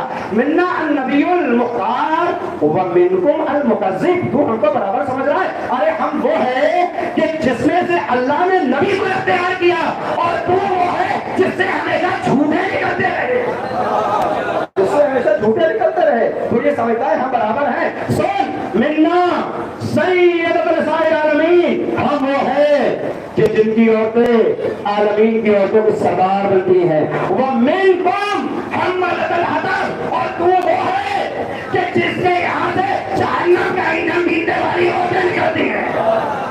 جہنم کا ایندھن بھی کون ہے؟ یہ ابو لہب کی بیوی ہے, یہ پھوپھی ہے اس کی. امام نے بات کیا ہے وہاں پر, یہ پھوپھی ہے اس کی کہ ہم میں سے سید نساء العالمین, اور تیرے یہاں سے ماں.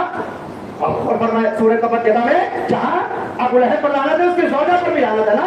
امام نے فرمایا تیری عورتیں ایسی, ہماری عورتیں ایسی. پھر امام نے فرمایا منا, اللہ اکبر, اللہ اکبر, سید شباب اہل الجنہ. ہم وہ ہیں کہ جس کے جوانوں کو اللہ نے جنت کا سردار بنایا ہے. وہ منکم سبیۃ النار. اور تم وہ ہو کہ جس کے بچے جہنم کا ایندھن بننے والے ہیں. اور تو یہ سمجھتا ہے کہ ہم اور تم برابر ہیں. تو یہ کہہ رہا ہے ہم اپنے مناف کی اولاد, ہم یہ ہیں اور تم وہ ہے. امام کا یہ خط پہنچا, اور خط پڑھ رہا ہوں. امام کا خط پہنچا, فقیر شام نے خط پڑھا, اپنے بے حیا مشاور کو بلایا. ابو علی کا خط آیا, اور کیسا خط کہا, وہ نے کہا تھا نا سمجھوتا کرنے, جواب آ گیا. کیا لکھا ہے؟ ہاں, امام نے کہا تھا کہ یہ برابری تو نہیں ہو سکتی, لیکن اگر تم یہ چاہتا ہے کہ مسلمانوں کا خون نہ بہے تو شام سے نکال تلوار اپنی, اور میں بھی نکالتا ہوں اپنی تلوار. ہم دونوں ایک پر ایک جنگ کریں گے. جو راہ حق میں زندہ رہا شام کی حکومت بھی اسی کی ہوگی, مدینے کی حکومت بھی اسی کی. جو مارا گیا وہ فنار ہوگا. امام نے کہا کہ تجھے اتنی فکر ہے کہ مسلمانوں کا خون نبایا جائے تو نکال کروا, تو بھی آ جا, میں بھی, ہم ایک پر ایک جنگ کرتے ہیں, فیصلہ ہو جائے گا حکومت کس کی ہے. یہ خط آیا, مشاور کو بلایا. مشاور بھی ایسا جو اپنی شرمگاہوں کے صدقے میں اپنی جان کی امان پائے. کیسا والی کا جواب آ گیا, کیسا جواب. تب ہم نے کہا تھا نا سمجھوتا کرنے کا, کیا کہا ہے, کہ صاحب کی پڑھو خط کیا ہے, ہم نے کہا کہ تم یہ ہو, ہم یہ ہیں, تم یہ ہو, ہم یہ, آگے میں جنگ. تو پھر تم نے کیا سوچا, ہم ریاض کیا سوچا, تب تم بتاؤ, تم میرے مشاور ہو, کیا کرنا چاہیے. کرنا کیا ہے, علی نے تمہاری شجاعت کو للکارا ہے, نکالو تلوار, کرو مقابلہ علی سے, جاؤ جنگ کرو, اور اس کے بعد حکومت تمہاری ہے. تو وہ بھی چاہ رہے کرو ایسا, وہ مشاور ہے. اس نے کہا اچھا نامعقول, تو یہ چاہتا ہے میں علی کے مقابلے پر جاؤں تاکہ تیرے بعد شام تیرے حوالے ہو جائے. تو یہ چاہتا ہے میں علی کے مقابلے پر جاؤں تاکہ میرے بعد شام میں تو حکومت کرے. نہیں, میں تو جنگ کرنے والا نہیں. کیوں نہیں جنگ کرے گا, تجھے معلوم نہیں ہے علی کے سامنے لوگ جاتے اپنے پیروں پر ہیں, آتے دوسروں کے دانوں پر ہیں. صلوات بھیجے ہوئے محمد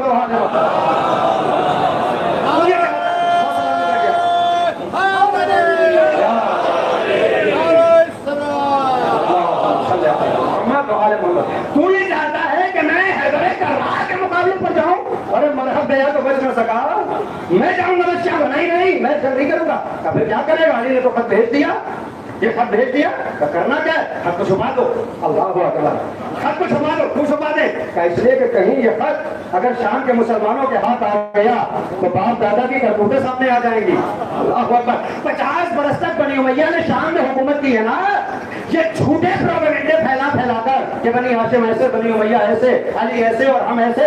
تو اس نے کہا کہ اگر یہ خط سامنے آ گیا تو حقیقت ہماری بھی معلوم ہو جائے گی اور ان کے فضائل. اس خط کو چھپا دے, خط کو چھپا دے. اس خط کو فرعون امت نے چھپایا تھا, یہ خط سامنے نہیں آیا. داستان کرتی ہے 36 سے لے کر 40 ہجری یہ مولا کائنات کے خلافت اور ظاہری حکومت کا دور ہے. اب 30 ہجری کا یہ خط ہے, خط چھپا دیا, خط چھپایا. اب چھوٹے علی آئے ہیں, 61 ہجری میں علی کا لال علی ابن الحسین بن کر اسی دربار میں آیا ہے جس دربار میں خط کو چھپایا گیا تھا. اس خط کو چھپایا تھا نا, امام نے کہا وہی واقعی حق خاطر, چپ ہو جا خطاب کرنے والے, لعنت ہو تیرے اوپر, مجھے اجازت دے ممبر پر جاؤں. ماحول کیسا ہے, مجمع کیسا ہے, امام کی شجاعت, امام کی فصاحت, امام کی محبت لوگوں کے دلوں میں, امام کی حیبت. ارے امام کی حیبت کیا ہوگی جب زینب علیہ مقام کی حیبت یہ تھی کہ جب شور کرنے والے شور کر رہے تھے, بی بی نے کہا اس وقت ہوائیں خاموش ہو گئی. جناب زینب کا خطبہ جس وقت بی بی نے خطبہ دینا شروع کیا, ہوائیں خاموش ہو گئی. جانوروں کے گلوں میں پڑی ہوئی گھنٹیوں نے بجنا بند کر دیا تھا. جب علی کی بیٹی بولنے پر آئی تھی تو جناب زینب پھر امام اور ابن حسین علی کا پوتا آئے نمبر پر. امام نے دیکھا کہ موقع اچھا ہے, جس خط کو چھپایا گیا تھا آج اس خط کو اشار کروں. بابا نے کہا تھا منا نبی المختار, علی ابن حسین نے آگے کہا ہمیں اللہ نے ساتھ چیزیں عطا کی ہے. تجھے یاد دلاؤں کون سے ساتھ, وہی ساتھ جو میرے دادا نے لکھی تھی تیرے باپ کے لیے. منا نبی المختار, منا صدیق, منا طیار, منا سبتا حضر الامہ ومنا سید نساء العالمین. امام علی مقام انہی کلمات کو دہرایا جو مولا کائنات نے الفاظ خط میں لکھے تھے. تو سیرت سے سیرت کو ملائیں, علی سے علی کو ملائیں.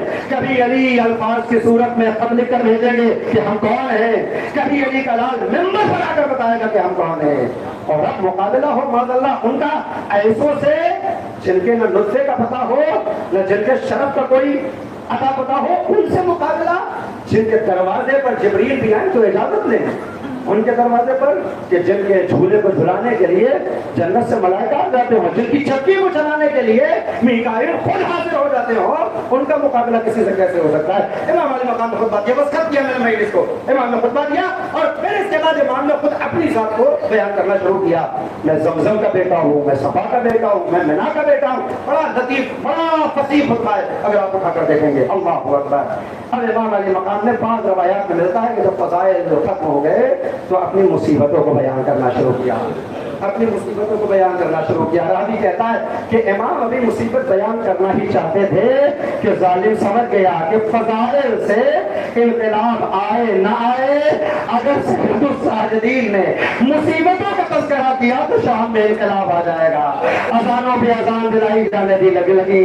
امام علی مقام منبر سے نیچے آئے، مگر جن کے دل کہیں کروڑوں سے تھوڑا پاک ہو سکتے تھے، ان کی آنکھوں میں آنسو ہے کہ کیسے کیسے لوگوں کو اسیر بنایا گیا ہے، کیسی کیسی ہستیوں پہ ظلم ڈھایا گیا ہے۔ عزیز الشام میں حسین جلال پر جو مصیبتیں گزری، یہ وہ مصیبتیں ہیں جسے سید الساجدین کبھی بھلا نہ سکے، کبھی نہ بھلا سکے۔ عباس کے بازو ایک طرف، اکبر کا کلیجہ ایک طرف، ششماہے کا گلا ایک طرف، قاسم کا کچلا ہوا لاشا ایک طرف، حسین کا رونا ہوا بدن ایک طرف، مگر بعد شہادت حسین وہ 7 مصیبتیں جو زین العابدین پر پڑی وہ ایک طرف۔ ابن منظر مدائنی امام علی مقام کی خدمت میں حاضر ہوا۔ امام مدینے آ چکے ہیں، کوفے اور شام کی مصیبتوں کو اٹھا کر مدینے واپس آئے۔ چاہنے والے پرسہ پیش کرنے کے لیے آتے ہیں، اللہ آپ کے پرسے کو قبول کرے، آپ کی آمد کو قبول کرے، پروردگار آپ کی عبادت کو قبول کرے۔ اللہ آپ کو کوئی غم نہ دے سوائے غم اہل بیت کے۔ اس سوچ اعلیٰ سے ہر وہ کچھ لے کر جائیں جو آپ اپنی زندگی اور آخرت کی سعادت کے لیے اللہ سے طلب کرتے ہیں۔ عزیزان گرامی، امام علی مقام کو پرسے دینے والا آیا، مولا عباس کا پرسہ قبول کرو، اکبر کا پرسہ قبول کرو۔ سارے پرسے دینے کے بعد ہزاروں مرتبہ سنا ہے۔ عزیز و فضائے مسائل نہ سننے کی شے ہے نہ پڑھنے کی شے ہے، صرف تصور کریں۔ آنے والا کہتا ہے مولا بڑی مصیبتیں اٹھا کر آئے ہو، بس اتنا بتا دو ان مصیبتوں میں سب سے بڑی مصیبت کہاں گزری؟ امام نے کربلا کا ذکر نہیں کیا، پیاس کا تذکرہ نہیں کیا، شہادتوں کا ذکر نہیں ہے۔ الشام الشام الشام بیت اللہ اشتہادی سیدنا بیان محمد میں لکھتے ہیں، امام نے 3 مرتبہ شام کا نام لیا۔ ابن منظر کہتا ہے مولا ارے ساری مصیبتیں تو کربلا میں تھی، شام کا نام کیوں لیتے ہیں حضرت اللہ؟ امام نے کہا سنو، اگر مصیبتیں شہادت پر تمام ہو جاتی، مجھے صبر آ جاتا، میرا دادا شہید ہوا، میرا چچا حسن شہید ہوا، بابا بھی شہید ہو جاتے، بھائی بھی راہ خدا میں شہید ہو جاتے، مجھے صبر آ جاتا، مگر تمہیں کیا معلوم بعد شہادت حسین 7 مصیبتیں ہم پر ایسی پڑی جس نے میری کمر کو توڑا۔ میرے مولا میں مصیبتیں کون سی ہے؟ میرے سینے میں طاقت نہیں ہے کہ میں وہ 7 مصیبتیں پڑھوں۔ میں ایک مصیبت امام نے جو بیان کی، امام نے فرمایا تمہیں معلوم ہے کہ جب 11 محرم کو ہمیں اسیر بنایا نا تو ادھر سے گزارا جہاں شہداء کے جنازے تھے۔ ابھی تو غور فرمائیں، ہمارے گھروں میں کسی کی موت ہو جائے نا تو گھر میں اگر چھوٹے چھوٹے بچے ہوں تو ہم اپنے بچوں کو رشتے داروں میں بھیج دیتے ہیں۔ کیوں بھیجتے ہیں؟ اس لیے کہ یہ بچے ہیں، اگر بار بار میت کے چہرے پر نگاہ جائے گی تو ان کا دل بڑا چھوٹا سا ہے نا، یہ مضطرب ہو جائیں گے، یہ بے چین ہو جائیں گے۔ میت سے بچوں کو دور کر دیا جاتا ہے۔ آل اطہار پر پہلی مصیبت، ارے چھوٹے چھوٹے بچوں میں ایک 4 برس کی سہیلا، وہ رقیہ، وہ فاطمہ، وہ سکینہ بھی ہے جس کو ادھر سے گزارا جہاں چاہنے والے جگہ کے کٹے ہوئے جانے، بھائی کا کلیجہ، حسین کا کچلا ہوا بدن، وہ قاسم کی پامال میت تھی، بچے راتوں سے گزر رہے تھے۔ اس میں منظر تمہیں کیا معلوم؟ اس کے بعد جب ہمیں ناکوں پہ سوار کیا تو تم جانتے ہو جن ناکوں پہ ہمیں سوار کیا نا ان ناکوں پر کوئی کجاوا نہیں تھا، کوئی کجاوا نہیں تھا۔ اور جنہوں ہم اور آپ محسوس نہیں کر سکتے کہ بغیر کجاوے کی سواری کیسی ہوتی ہے۔ یہ عرب سے پوچھئے کہ اگر راستہ دشوار ہو اور کجاوے اونٹ کو اور ناکے کی سواری ہو اس پر کوئی کجاوا نہ ہو تو کیا مصیبت ہوگی؟ امام نے فرمایا ہمیں بے کجاوا اونٹوں پر سوار کیا۔ اب یہاں سے استاد احمدی اصفہانی فرماتے ہیں کہ امام کہتے ہیں ابو منظر جس ناکے پہ میں سوار تھا وہ ناکا ایک پیر سے لنگ تھا، اس پہ خبر اور تقریر جاری ہے، اللہ آپ کے پرسے کو قبول کرے۔ امام نے فرمایا جس ناکے پہ مجھے سوار کیا وہ ایک پیر سے لنگ تھا، تمہیں معلوم मालूम है, मेरे हाथों में हथकड़ी, पाँव में बेड़ी, कमर में लंगर, गले में खारदार पाँव। ये मसाइल में मुसलसल सुनते हैं ना, खारदार पाँव। मैं इसकी वजाहत करूँ तो खुदा की कसम खत्म हो जाएगा। खार कहते हैं कांटे को। ऐसा तो इमाम को पहनाया गया था जिसमें जगह जगह से लोहे के कांटे निकले हुए थे। इमाम ने फरमाया जब मुझे नाके पर सवार किया तो बेकजामा नाका था, अगर ऐसे ही सवार रहता तो ये नाका जब दौड़ता तो मैं नाके की फुट से गिर जाता। लिहाजा जालिम ने इंतजाम किया कि जो तौक मेरे गले में था उसके साथ एक जंजीर को कोफर किया, मेरे सर को झुकाया। इमाम ने फरमाया मेरे सर को झुकाया और मुझे जंजीर थी उसको मेरे हाथों और पैरों से लाकर नाके के पेट के नीचे कोफर कर दिया। नाके के पेट के नीचे कोफर किया। इसका असर जानते हो कि करबला से शाम तक जब जब मुझे सवार किया गया तो तुम्हारा इमाम सर उठाकर सवारी नहीं कर रहा था, सर को झुकाए करबला से शाम तक का सफर तय कर रहा था। लेकिन मंदिर तुम्हें मालूम है मुसीबत इतने पर तमाम नहीं हुई। जिस नाके से मैं सवार था मैंने समा वो एक पैर से लंग था, वो एक पैर से लंग था। तसव्वुर करे अगर मैं एक पैर से खुदा ना खासा लंग हो जाऊं या कोई जिसके पैर में अगर थोड़ी सी तकलीफ हो जब वो चलता है रास्ते में तो आप तसव्वुर करें कैसे चलता है। कभी दाई जानिब गिरता है, अल्लाह अकबर, कभी दाई जानिब गिरता है, कभी बाई जानिब गिरता है ना। इमाम ने फरमाया मेरे गले में खारदार पाँव था, हाथों में हथकड़ी, पाँव में बेड़ी, कमर में लंगर, नाके के पेट के नीचे इस जंजीर को कोफर किया गया था। तो जब ये नाका चलता था तो कभी दाई जानिब गिरता, मेरी जबान चल जाए मैं कैसे बयान करूं। और वो कभी दाई जानिब गिरता था, कभी बाई जानिब गिरता था। अब वो मंजर जब ये नाका दाई तरफ गिरता था तो तौक में लगा हुआ एक खार तुम्हारे माँ की गर्दन में बेबस हो जाता था। और जब ये नाका आगे बढ़ता और बायां पैर गिराता तो दायां खार को निकल जाता, बायां खार गर्दन में बेबस होता। करबला से कूफा, कूफा से शाम, रात बेबस होते रहे, रात निकलते रहे। अरे यही वजह थी कि जब कारवान आजाद हुआ ज़ैनुल आबिदीन बहनों के पास पहुंचे, ज़ैनब ने आबिद को देखा, रोना शुरू किया। वो बिल्कुल सो के थी बहना, अरे अब कैसा रोना, हम आजाद हो गए। ज़ैनब तड़प गई, अरे बहना तुमने कटी हथकड़ी देखी, खुली मेरी, अरे आबिद का गला, आबिद का गला देखो खून जारी है। करबला में भाई का मरता गला, शाम में भतीजे का दुखता गुला, वो सयालमुल्लज़ीन ज़लमू अय्यमुल क़ल्बी यनक़लिबून, वो सयालमुल्लज़ीन ज़लमू अय्यमुल क़ल्बी यनक़लिबून। वाह हुसैना, वाह सैयदा, वाह निदा, वाह भाई नायक बनाए भाई ये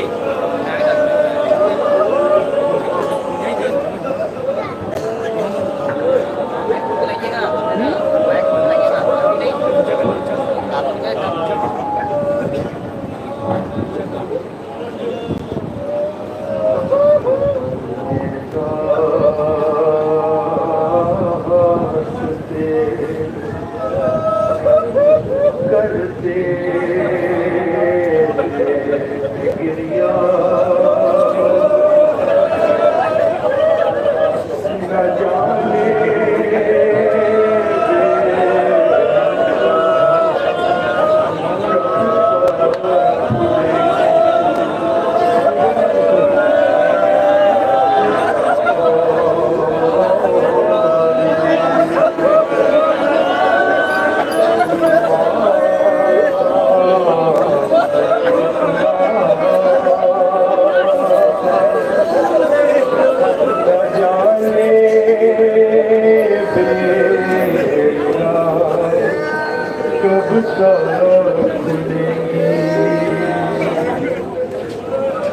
बंधे हैं हाथ और पैरों में छाले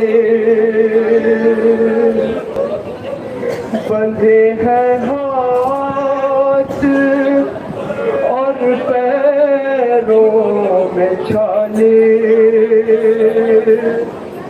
ہے ایسا کون جو آ کر سنبھالے، ابھی میلوں اسے چلنا پڑے گا، نہ جانے بیڑیاں کب تک کھلیں گی، چلے گا اور یہ بیمار کتنا، نہ جانے بیڑیاں کب تک کھلیں گی، چلا ہے چلتے چلتے رک گیا ہے، چلا ہے چلتے چلتے رک گیا ہے، کہیں غشیا گیا تو گر پڑا ہے، نہ جانے ختم کب ہوگا یہ رستہ، نہ جانے بیڑیاں کب تک کھلیں گی، چلے گا اور یہ بیمار کتنا، نہ جانے بیڑیاں کب تک کھلے گی، گلے میں طوق ہے لنگر کمر میں، گلے میں طوق ہے لنگر کمر میں، ایسا بھی پاتھروں سے اور زخمی دکھائے گا مقدر، دکھائے گا مقدر کب مدینہ، نہ جانے کب تک کھلے گی، چلے گا اور یہ بیمار کتنا، نہ جانے